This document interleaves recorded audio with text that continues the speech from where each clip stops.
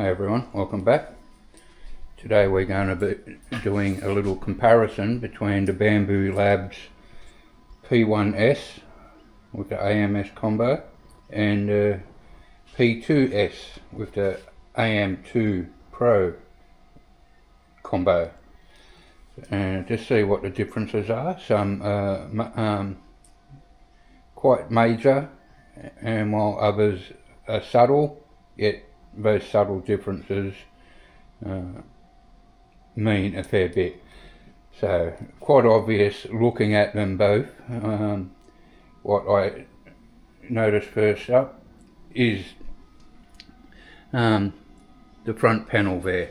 You can see the P1S is quite small, and it doesn't give you a whole lot of information, so you can cycle through it and just gives you the basic information. Whereas you go over to the P2S and there's a whole lot more there, and it's all touchscreen, nice and easy to do. You go into your AMS and edit your AMS through there. With the P1S you basically just load and reload, loading, unloading and reading. A lot more intuitive.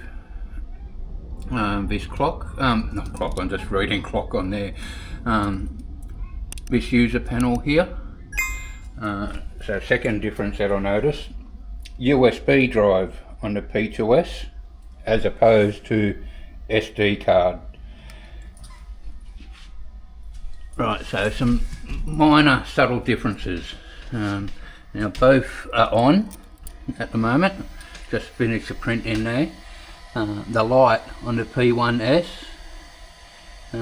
whilst it suffice, we go over here and the P2S, you probably can't notice it so much because I've got the sun coming through the windows shining through the top, but when it's running it is substantially brighter, much brighter, and I think that's an added advantage. The tool head on the P2S, apparently just a couple of clicks, like clickety click 66, and that tool head just comes off in a matter of seconds, whereas the P1S you've got to take out a few Allen keys and unplug some wiring and whatnot, and they are quite fiddly, especially one of them. The flow on the P2S is meant to be substantially faster or stronger, if you wish. The AMS2 combo just looks a little different, but the very first thing I noticed when I setting up the AMS, no desiccant holders, which we do have in the P1S. Now I dare say that's because the AMS2 Pro on the P2S has a self-drying function, as the P1S doesn't have that. And it's worth noting though, with the self-drying function on the P2S, it doesn't operate whilst the printer is active. You've got to wait till it's idle for it to do so. I have noticed though, I don't know, maybe because this is newer, but it just seems to seal easier. I've done, as you saw on the clock, the interface there, 83 hours, and I've done a couple of 100 hours here, but I've all, in that couple of 100 hours I've gone through 2 AMS internal hubs. Now I don't know if that's a production fault with them, and funnily enough I've had to order both those parts in, so they weren't in stock. Now whether that's because it's a common problem where they sell out of them quickly or not, but yeah, 2 in a matter of 3-4 months, it's not very good, and 120 bucks a pop.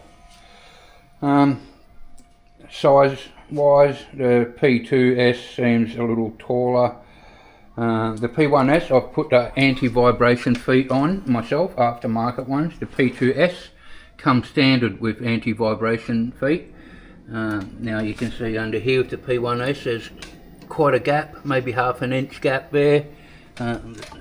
Very minimal gap here. So I went to print a poop chute, the same one I did for the P1S, but the lip on that didn't fit underneath because that's very minimal clearance there.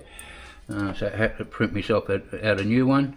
Bed plate's the same, textured PEI bed plate, 256, 256. The time lapse on the P2S is extraordinary and smooth, and it gives you the full time lapse in one video, whereas the P1S you have to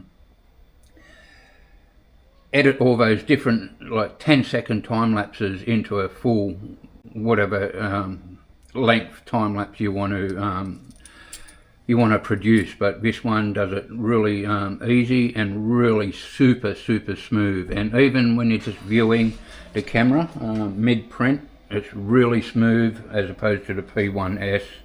It's a little, I don't know the word for it, blotchy, so to speak. Just, yeah, not smooth anyway. That's probably the easiest way of saying it. So price range, P1S $850 combo, I paid for it. The P2S, what did I pay? $1350 with the combo. So quite a significant difference, but is it worth it? In my opinion, most definitely, 100% worth it.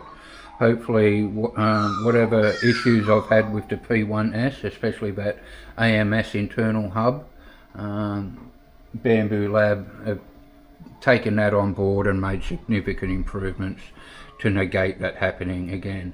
Now I dare say all 3D printers have problems, especially if it's high volume of usage, which I do, but fingers crossed, touch wood, no problems forthcoming on the P2S. So all in all, most definitely I would recommend the the P2S, but in saying that, obviously I've still got the P1S and I'll keep it, and it's a great printer, a really good printer. I just think that the P2S is just that little bit next level and most definitely worth the money. One important feature that I left out describing the PS2, which the P1S doesn't have, and that's AI mode. So if I go into settings, is it guide? No.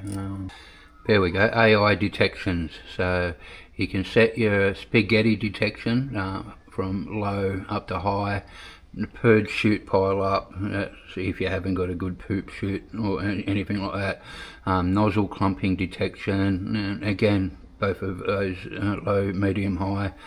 Your build plate detection tells you what build plate you got on there.